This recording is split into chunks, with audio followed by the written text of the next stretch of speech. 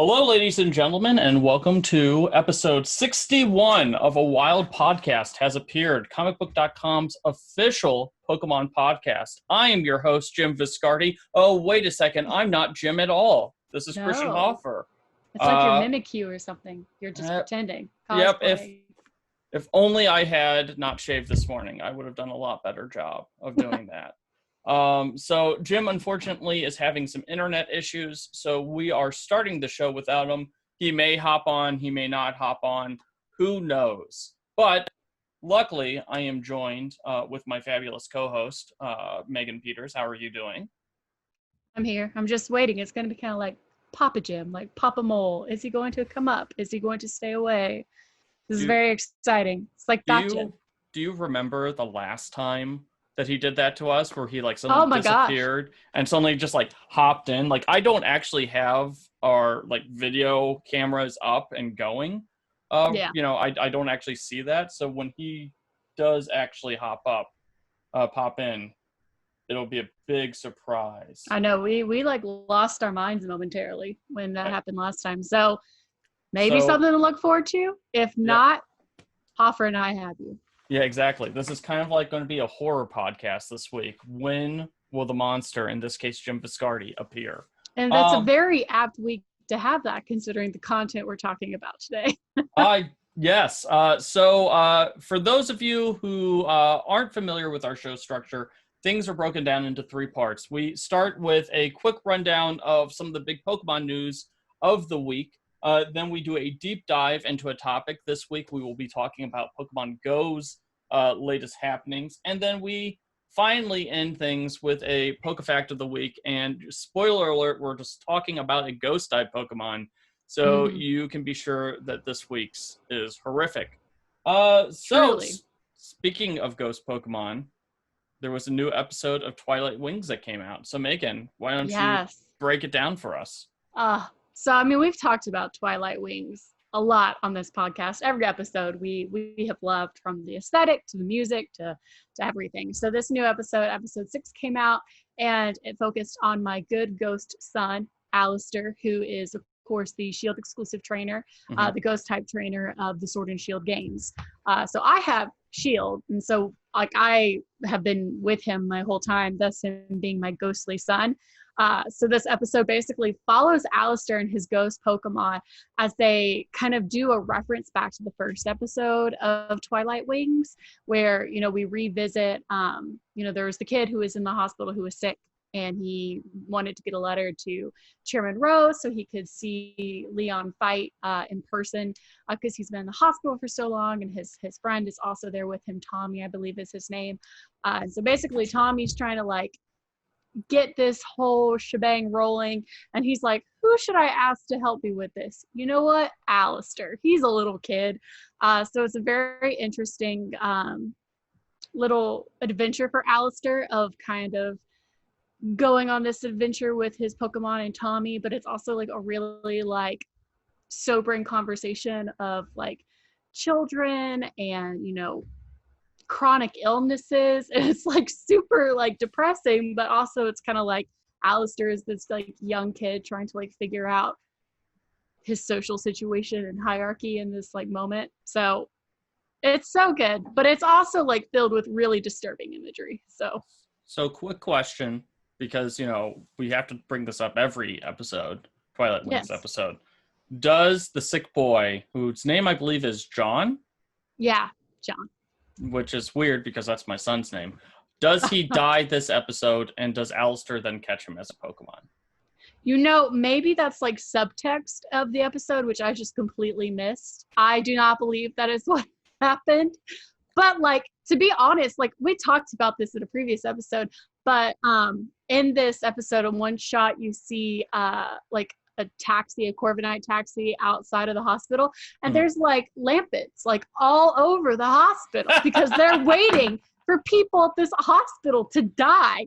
And I saw that, and it like glossed over, and then I watched it again, and I was like, oh my God, there's a horde of Pokemon outside this hospital waiting for people to die so it can eat their souls. You know, healthcare in the Pokemon industry in the Pokemon world must be like absolutely terrifying. Just an absolutely awful place. Like every time you go to a doctor, there is just ghost type Pokemon loitering Yeah. around, waiting to suck out your soul if you show even the slightest hint of illness. Yeah. It was terrifying. Like, I wonder, like, practically speaking, what ghost type trainers like Alistair would think. Like, would their Pokemon eat their souls after they die? Or like, would they be like, nah, fam, we'll protect you? Like, I have so many questions about this that this episode of Twilight Ring Wings rose up within me. It's horrifying. The healthcare, I mean, as we talked about, as soon as you like slightly peel off the veneer of Pokemon, things get really uncomfortable. So like if it's not like Miltank or like Chansey like nursing you in a hospital, it's Lampet or Haunter or Ghastly trying to eat your literal soul. You know, I guess that's a fair price to pay for the joy of getting to, capture and train a Pokemon companion that, has a lifespan expectancy of longer than a few years. So, take that into consideration. Like, that's the trade-off. So, in the Pokemon world, you get a cat that doesn't die after 15 years. But also, there's this entire subtext of half the Pokemon are horrifying monsters who may or may not want to either eat you, eat other Pokemon, or damn you to hell for eternity. Well, like I was thinking, like maybe this is why Ash doesn't age. Maybe people in the Pokemon universe just age really slowly. So that's why all these like Pokemon are so desperate for souls, because people don't die often enough.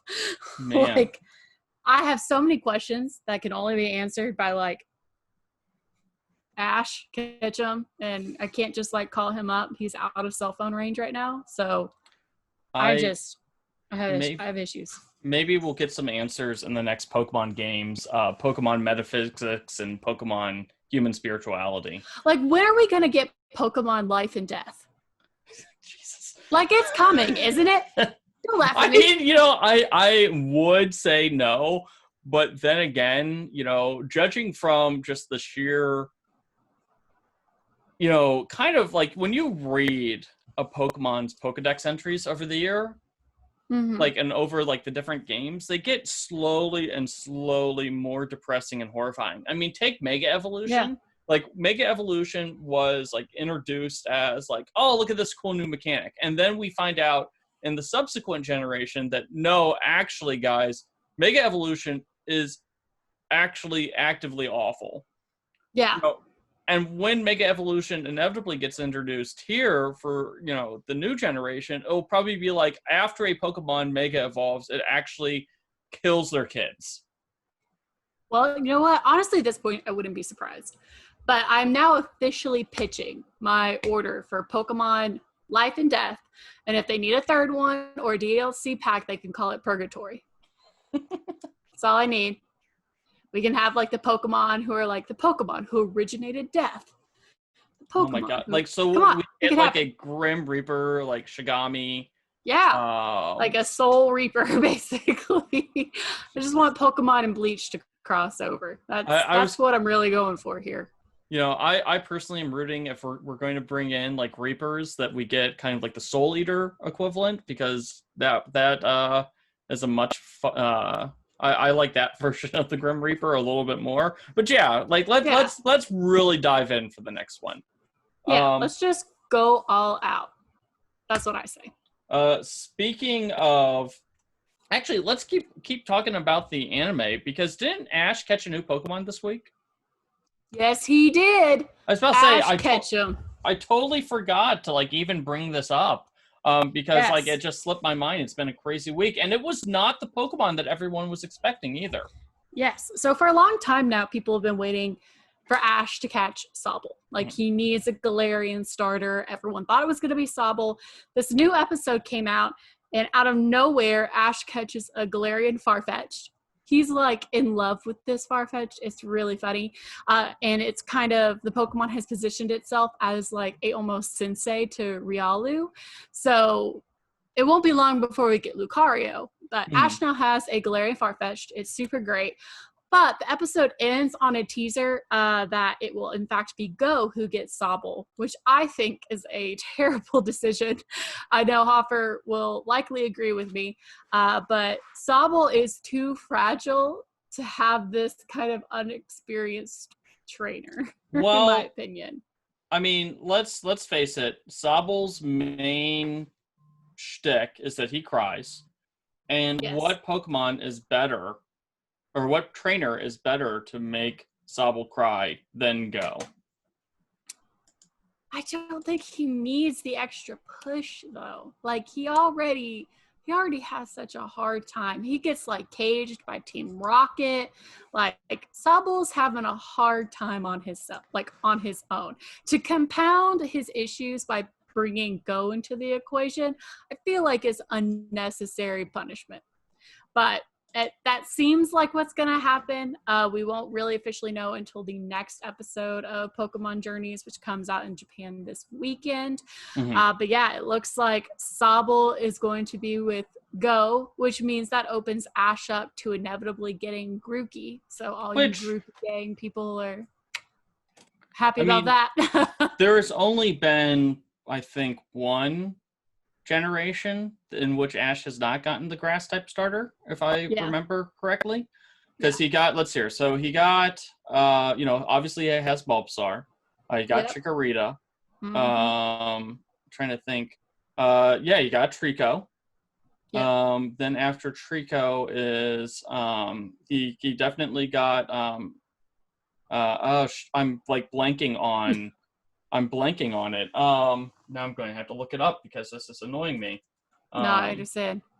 Yeah, meanwhile, a Turtwig. He got Turtwig. Yeah. He got Snivy. He didn't get Chespin. No. Then he got Rowlet. And so this would continue. Of all the, he is a grass type lover. This is, what he does gets the most of. So it makes sense on a meta level. But yeah, I agree. I think everyone was really hoping that Ash would get Sobble. It seems like it would be a good fit because Ash is very rah-rah, and Sobble really needs the support. But frankly, I think that Ash will eventually get all of Go's Pokemon anyways. I mean, I wouldn't necessarily hate that idea. After Pokemon Social Services takes that away from... Yeah, see, that's going to be like the next mini-series. We had Pokemon Generations, Pokemon like Twilight Wings, and now we're going to have Pokemon Social Services, taking back the Pokemon who have been mistreated. So... And speaking of Pokemon that have been mistreated, Pokemon Sword and Shield has released a new update that squashes a very big hack that's been going on. So did you get a chance to take a look at that at all? I had no idea this was going on until I saw that you put this in our show notes for the day, and I was like, hacked raids, what's happening? And then I looked at it, and I am almost convinced that raids that I've tried to get into have experienced this similar situation. It was absolutely a problem. So Pokemon Sword and Shield released a new update. It just came out literally the day, I think it might have come out late last night, so that would have been Tuesday evening, but we're literally looking at it now. And one of the big things it does is it eliminates hacked raids. Now, hacked raids were a way for Pokemon players. Basically, they had a way to kind of customize a max raid battle and then stick it onto the internet for anyone to join. So a lot of people use this as ways of making sure, because you could just lock it, like with a code, and that you can only enter it. And so there were two big things that people were doing to get with these hacked raids. One, they were using them to battle and catch shiny Pokemon because it was the easiest way of getting a shiny Pokemon encounter is to literally hack it in there. The other thing they were doing was they were using it to create max raid battles with legendary Pokemon and Pokemon that you can't encounter in the game naturally yet, but are programmed within there, such as Solgaleo and Lunala were ones that I saw a lot. Mm-hmm.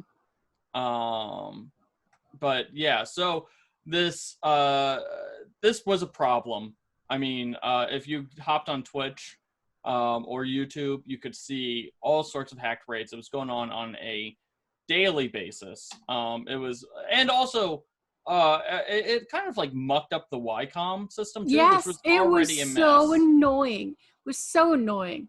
So, that was another big problem, was it was clogging up the Ycom experience. So as part of this cleanup, so the new update does seem to improve the Ycom experience, which is you connect to the internet, you're able to do surprise trades, you're able to look for trade partners, and you're able to participate in open to the internet max raid battles. It wasn't the best system, even if you were doing like codes. Like I remember there was a couple times where I would pull in, like I wanted to trade, because I've completed my Pokedex. And so when I was completing my Pokedex, I'd find somebody who would trade, we would do a trade.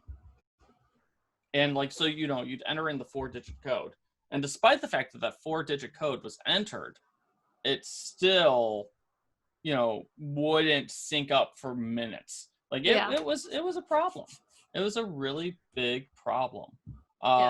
So allegedly it's fixed. Now, I will say this about Pokemon hackers. They are a resilient bunch. They find workarounds to just about everything. I mean, excuse me, when we talk about Pokemon Go, I mean, the hackers have consistently found workarounds to every single thing Niantic has thrown at them. So chances are it's only a matter of time. Oh, yeah. I mean, I enjoy this reprieve while it's here. And it also might be here for like a day. And it also doesn't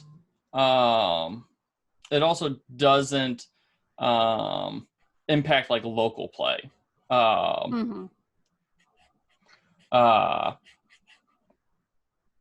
But anyways. Yeah, so if you were really tired of people clogging up your Ycom with locked raids that you really wanted to get into, but you couldn't get into it, don't worry. Hopefully they won't be there for like a week. So let's turn to something a little bit more pleasant. Did you see the Pokemon Go commercial? Yes, I did. It was so good. It was cute. And do you know why it was so good, Megan? I don't know, Hoffer. Did you know that apparently, this might seem like a given, but commercials need to be directed much in the same way as movies do. And occasionally companies will go, and there's like an entire cottage industry. There are a lot of really good commercial directors, and a lot of people actually get their start directing commercials. However, every once in a while, a big-time movie director will, decide that they want to direct a 30-second Pokemon Go commercial. And this case was Rian Johnson. Rian Johnson. I got it. I was like, did I get his name wrong? Oh my God. Yes, Rian Johnson, the Rian Johnson from Star Wars The Last Jedi, Knives Out, celebrated movie director, is apparently a huge Pokemon Go fan. Who would have thought? I mean, I'm 900% for this because now it broadens my headcanon to like the Star Wars cast or like the Star Wars characters like Rey and like Finn and Poe on the Millennium Falcon playing Pokemon Go, like catching Rayquazas out in space. Like, come on, that is what this does for me on a surface level. On a more meaningful level, it was just really cute. Like, I really liked seeing it. Like, I didn't know at first that Rian Johnson was the one who did this, who did the whole commercial. And I watched it and I was like, oh man, that's really cute. And then like literally 30 seconds later, I was scrolling down on Twitter and I saw that you had tweeted out that it was Rian Johnson who did this. And I was like losing my mind a little bit. So I was like, well, I missed something. So Niantic approached me on Friday, like right before the 4th of July holiday, and asked, like, hey, we have a commercial coming out on Monday. If you agree to do this embargo, we'll let you view it and we'll tell you what big time director did. And so I thought, usually when you get these like marketing emails, where they say, oh, we've teamed up with someone big, it ends up being like not someone big. But it's like, yeah, sure.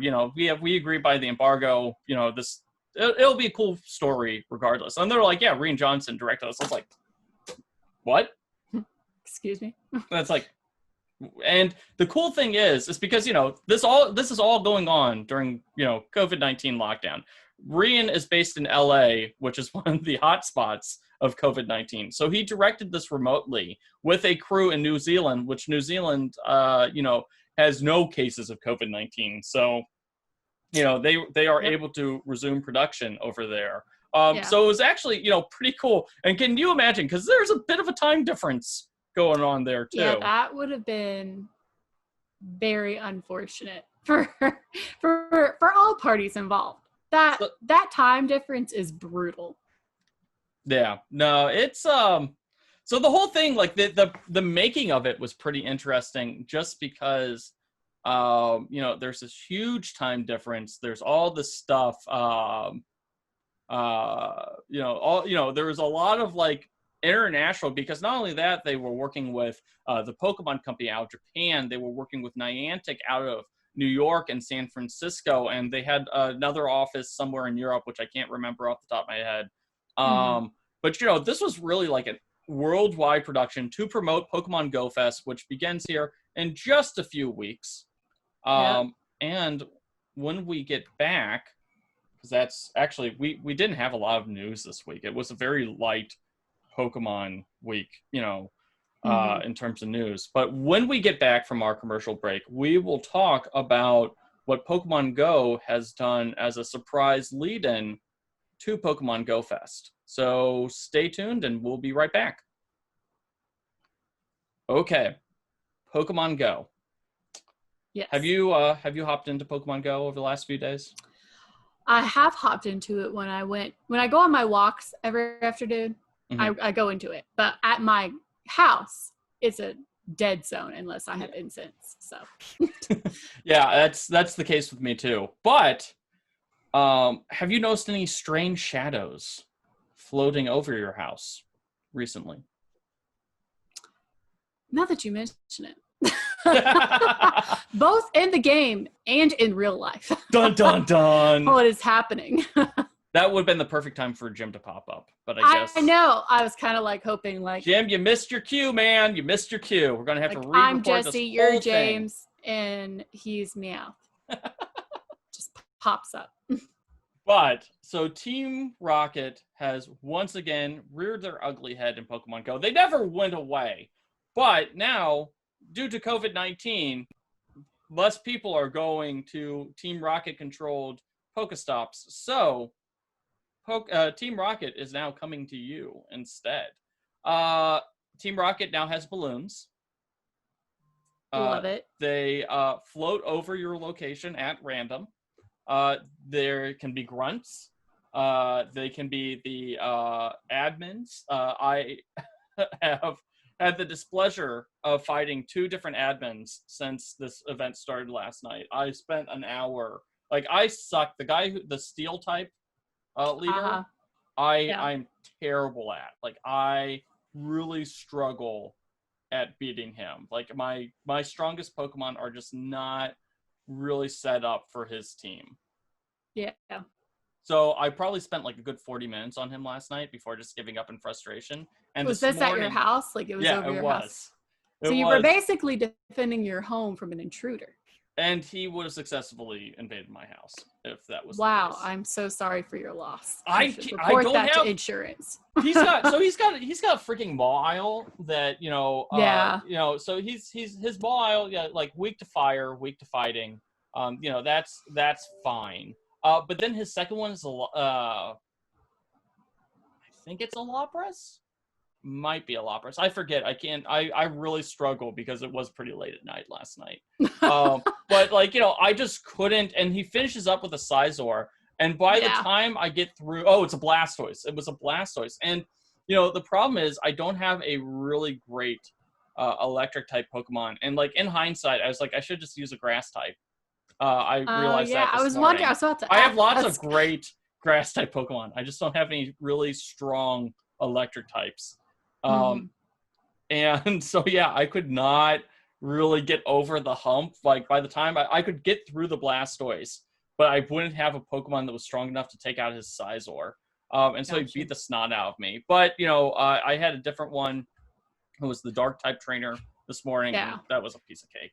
Yeah. But now you can battle Team Rocket without leaving your house. That's pretty cool. That is pretty cool. Also, equally terrifying. Yeah, a little bit scary when you peel back the layer there. But the really cool thing is that they're teasing that Jesse and James are coming into the game. Oh, see, that's what I need. That is the thing I and the Pokemon Go collective fandom have been waiting for. I need my small, sassy Team Rocket children to show up, do the whole song and dance, and then throw me out like a Psyduck. Like, that's what I want. It has to be anime canon Pokemon. That's my only demand. Yeah, and we don't know how they're going to come in yet. I will say the Pokemon Masters just brought in Jesse and Arbok as a sync team, which I know no one plays Pokemon Masters anymore. Throwback to a game I forgot about. We just talked about like 2 weeks ago. Already forgot about it. You mentioned it, and I forgot about it. Yeah, so it definitely seems like there's going to be some more of that cross-promotional, between the anime and the various mobile games, which I think will be really cool. Like, I'm excited to see what Jesse and James do. Maybe this will lead to double battles. That's that is like my hope upon hope is like, because I would love to tap 2 fingers to my screen instead of 1. I'm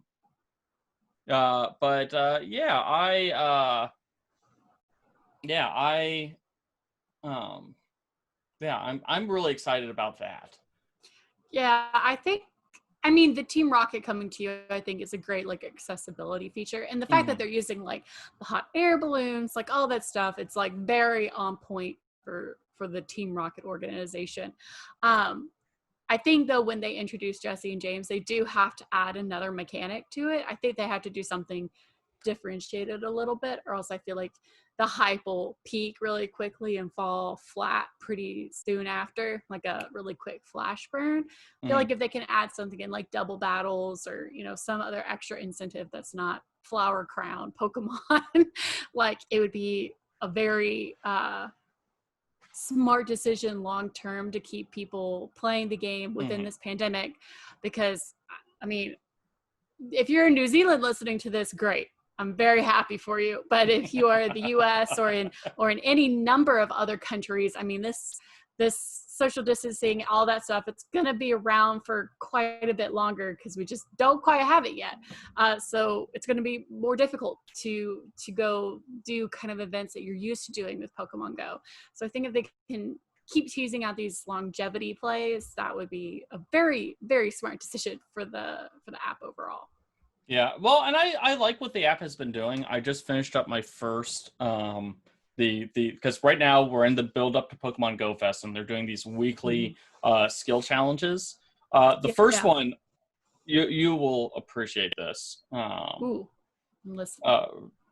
I'm assuming that you didn't get a chance to see, get to the skill challenges. So in order to complete the skill challenge, number 1 is you have to complete like 3 like pretty like normal sets of tasks. Like one is like make an excellent throw. One is like catch a bunch of Pokemon. And so there's like 3 sets of those. The second one, so this is then if you complete that, you get access to an elite challenge. Okay. So this week's, which ends today. So by the time, like, I'm not going to be able to complete this sucker. Yeah. First challenge, catch 100 Pokemon. Okay. Thank you. Number 2, catch 25 species of Pokemon. Different species. Jeez. Number 3, catch 50 or make 50 excellent throws. Okay, so this makes so much sense now because my timeline for the last several days have just been people asking like other people that they know if they'll come over and make excellent throws for them. So now I understand. Yeah. That's ridiculous. 50. Does it have to be 50 in a row or just 50? No. Oh, okay. God, no one would be able to do that. I was just about to say, 50 in a row is almost impossible. No, 50. It was... Gosh, one of my friends actually managed to complete it, and it took he said it took him about 2 hours of doing nothing but play Pokemon Go in order to like complete the skill challenge.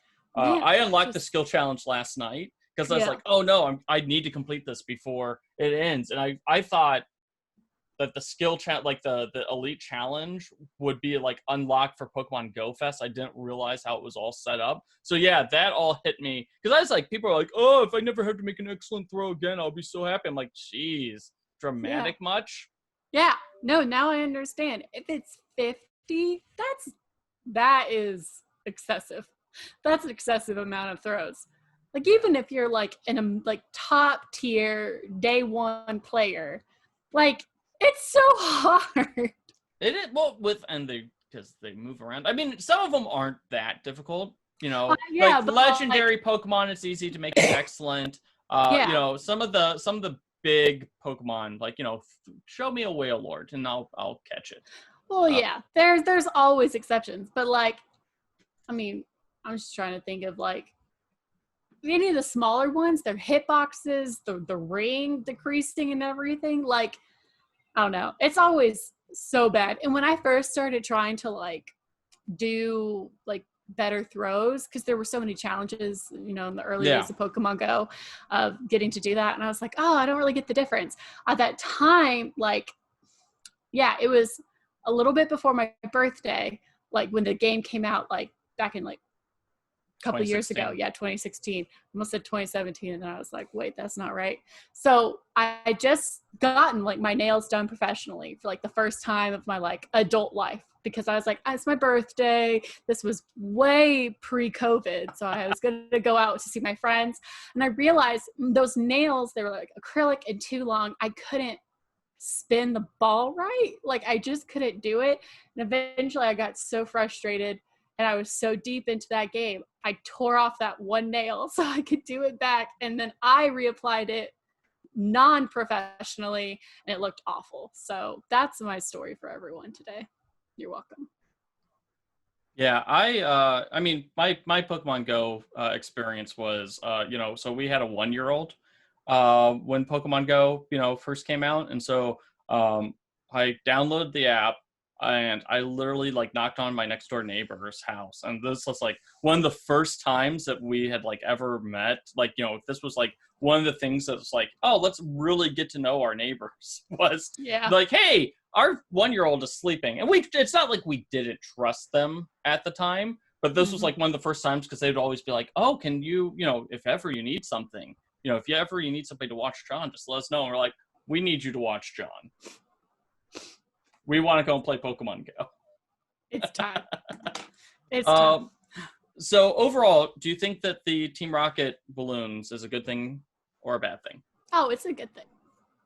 I would be surprised to hear people who are upset about this functionality. I mean, it might not live up, but like the idea of it, the coming to you and the teases, absolutely a good idea. I really like the fact that, Pokemon Go has really shifted their gameplay a lot. Yeah. I think now we're to the point in the pipeline, and I could be 100% mistaken about this, that maybe this has been, in the works for months. But I think we're to the point where now COVID-19 has been around for long enough that we are seeing how Niantic is actually trying to incorporate the stuff that they've already done. Hey, a Team Rocket balloon literally has just popped up on my game as we're talking. But they're now starting to incorporate this, like, the COVID-19, the social distancing restrictions and stuff. They're starting to incorporate that into the game to make it, feel like it's part of the experience, as instead of just like a response to COVID-19. Like, because like, let's face it, this entire Team Rocket thing is a result of people not being able to go to Pokestops to battle Team Rocket. So now Team Rocket is coming to them.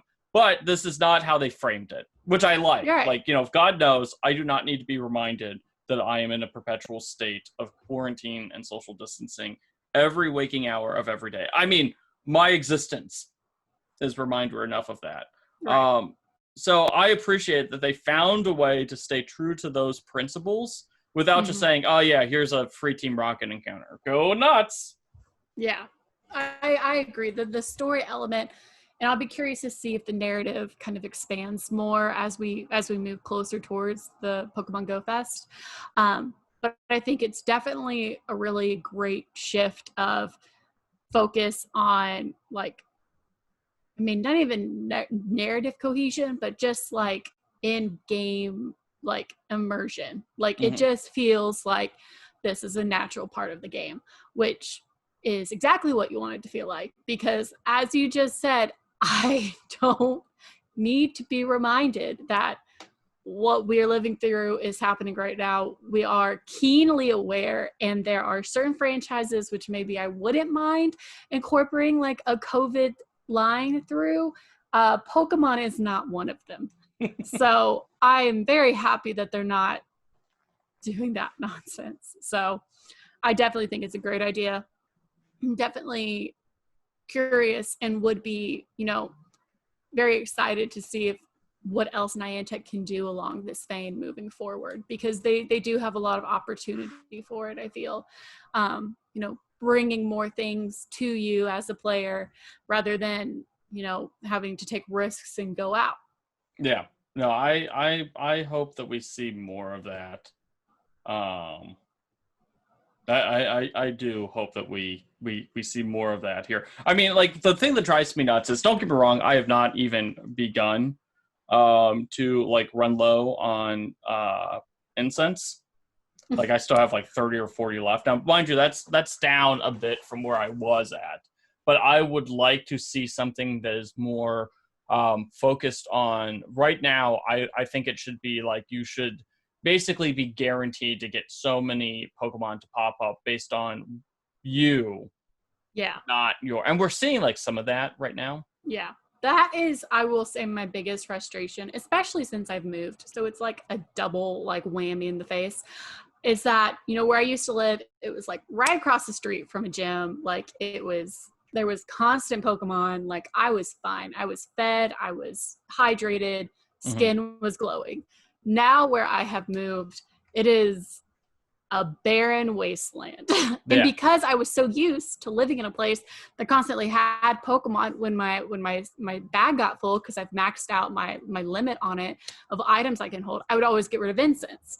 So I moved and I didn't have a lot of incense left, and now I'm just like, I need Pokemon, but I don't have them. So that has been my number one complaint. Both me and my fiance complain about it constantly, because we'll open our apps and we'll be like, guess what's here? Nothing. It drives me nuts, because literally all I have to do is walk to my neighbor's front yard in order for the Pokemon to start spawning. That's I'm literally 5 feet from whatever is the like outer spawn limit. Dang. So yeah, but yeah, I mean, I've walked around my whole neighborhood and it's just nothing. Crickets. But anyways, that's enough about Pokemon Go for 1 week. I have no good way to like segue this other than like, hey, would you like to learn something terrifying about Pokemon? Oh, you could have done like a really cheesy like dad joke. Team Rocket, we're blasting off to the next PokeFact of the week. Come on, little ingenuity. To be fair though, you have been in that room for roughly 3 months straight. I have. I mean, so I literally, fun fact, Jim's not here to stop me. I can go off on all the tangents. I had a meeting last night. And like it's a Zoom meeting, like, like one of the many that I have every single week. And I took it to my my son's nursery, my youngest's nursery, like on my phone, and they're like, "Oh, Christian, are you on your phone?" I'm like, "Yeah, I can't do my office anymore. I'm done. I need to take a day off." Like, I'm get not out of here. Like, usually I like have to take notes for him. Like, someone else take notes. I can't do it because I'm on my phone. I'm done. Today is not the day for that. But yes, I understand that. I have now started switching up my background. If you watch the video for this, you can tell. Yeah.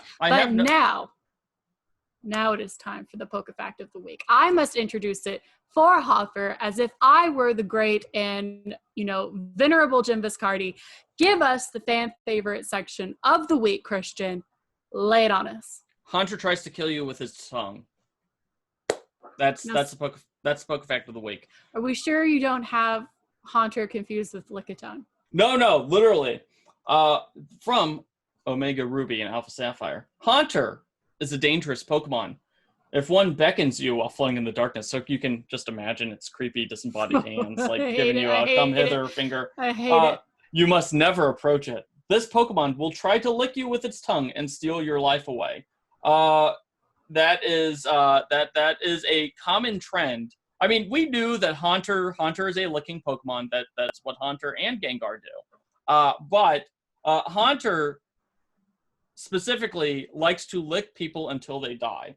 So they like to they like to sap a person's health and life little by little. Like, so they lick them every passing day. There's probably a Haunter outside of every doctor's place, just waiting to suck the life out of you. And yeah, so it licks you and you grow weaker until you die. That's how Haunter operates. That is a shtick. So my favorite meta behind the scenes of the Pokemon podcast here at Comicbook.com, in the show notes, it just says Haunter will lick you until you die, basically. And I had the horrifying image of how cats have barbed tongues to lick up food and stuff. I just had an image of a Haunter pinning down a person and licking them with their abrasive tongue until they literally bled to death. That was what happened in my head, and I was horrified. Megan, you have been playing too much D&D with me, clearly. I mean, I won't necessarily disagree with that statement. Because that's the sort of shit that happened. That's the sort of stuff that happens whenever I'm in charge of D&D. But my thought was, it's a Haunter, holding a person like it was a Tootsie Pop, and going how many licks does it take to get to the center of a human? 1, 2, dead. 3, just. I mean, I will say this: Haunter and Gengar, there's a solid split between them of them being my favorite ghost type Pokemon, but they are just fundamentally messed up and creepy. Yeah, the whole thing though with Gengar licking has never sat well with me, mainly because it just always was felt like it was trying to one up Lickitung, and it was I don't know if I like this. Is Haunter did Haunter begin as the ghost of a Lickitung? That's a good one. It's kind of just a misshapen blob of ghost and dark energy. So I mean, you don't know, that could have been a Lickitung, maybe one of the first Lickitung. Who knows? It had to come from somewhere. That's all I'm saying. So, Haunter, they say, as I'm looking at now, well, I can give you a semi-practical reason for this. So a lot of yokai, Japanese spirits, have long tongues. So, that's likely the reason why. Apparently there is a specific Philippine spirit, so that's a little bit of a stretch because, while the Pokemon have definitely branched out into their mythological lore over the generations, it seems a little bit tricky to say that yes, they picked a Philippine spirit in Gen 1 when there's not a lot of other correlation to that. Not saying it couldn't happen, but it seems a little unlikely. But there is a Philippine spirit that's kind of the equivalent to yokai that licks the life energy out of sick people until they die. What a terrible way to go. Yeah. Can we just take a moment and marinate in that terrible fate that you would have to suffer being licked to death? I mean, there's worse. My question is do you feel the sensation? Because I know when Haunter has licked people in the anime, Haunter has licked them in the anime, and they shiver and they have a weird feeling. Do you feel is it Ghostbusters ectoplasm? Saliva? I'm digging deep into this. We are a family-friendly podcast, so I cannot. I know where you want to go with this, but we're steering away from that. I see the island, and the sirens are calling to me, Megan. They're calling to me, and I must keep a straight course. You must stray away. I mean, who knows? There could be a horde of Haunter there ready to lick you and just kill you. I just have so many questions. Can you feel it? What? It's just, why? Why does it have to lick you to death? I would be far more comfortable if it just ate you, to be honest. Oh, I mean, would you be more comfortable though? Yes, I would just rather get it over with. Like, I don't want to be slowly licked to death. Maybe that is really uncomfortable. Yeah, I mean, who knows, really, though? Maybe hunter saliva has like kind of a thing like mosquitoes, how you don't feel them biting you until it's too late because they inject something into you. They have a localized numbing agent. Maybe it's a similar effect, so you don't even feel the licks. Or maybe it gives off a not unpleasant sensation, and maybe all the people that are shivering aren't shivering in pain. See, that's just also a very comfortable thought, which I will now stray away from. But I will say this, if it was like a mosquito and it was me, I would just have an allergic reaction. Because if one mosquito bites me, I swell up like a balloon. Yeah, you know what we haven't? I don't really think we've really gotten a mosquito-type Pokemon yet. Good. It's coming. Why would they do that? When they go to Louisiana for the next don't Pokemon do that games. to me. I don't need Just that in all my mosquito life. Pokemon. I don't need that in my life. Take it back. Take it back now, y'all. Nothing but do not need skeeters. that. Oh man.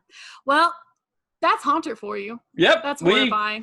I was about to say we've done it once again. Hopefully you're now just thinking about a Haunter slowly licking you to death and taking that however you want it. If you want more terrifying Pokemon facts like that, we've covered Gengar way back in the day. Twice, actually, I think. Yeah. Gengar is just a cesspool of horror. Yeah, so be sure to listen to our old episodes, which are all freely available on iTunes, Stitcher, wherever podcasts are found. If you want to keep the conversation going because you like talking about mosquitoes or Pokemon that lick, where can they find you, Megan? You can find me on Twitter at MeganPetersCB. And I can be found at CHoff. And Jim Viscardi, be sure to friend him on Pokemon Go because he doesn't have enough Pokemon Go friends. He has publicly posted his friend code, and you can find that at Jim Viscardi you can on Twitter. Also send him messages because we haven't done this yet, Hoffer, and I'm really proud of our self-restraint. But you can just spam him images of Geodude. Or don't. Let him know why you don't like Geodude. Yeah, you know what? Like, go and I'll tell you what. Since Jim's not here, if you make it to the very end of today's episode, reply by sending Jim a picture of a rock on Twitter. Yes. Just a rock, and just say, "Hey, it's Geodude." Yeah, tag us so we can know and like applaud you for your tenacity of propagating our ongoing mission to educate Jim about Geodude. Okay, well, that's all we have for this week. So thank you so much for listening. We really appreciate your continued support. Be sure to like us on, or not like us, share a review on iTunes. That is a great way to help give more exposure. Tell your Pokemon friends, tell your Pokemon family, and, just, spread the word about us. And as always, we appreciate your support. And until next time, thank you so much for listening. Catch you later.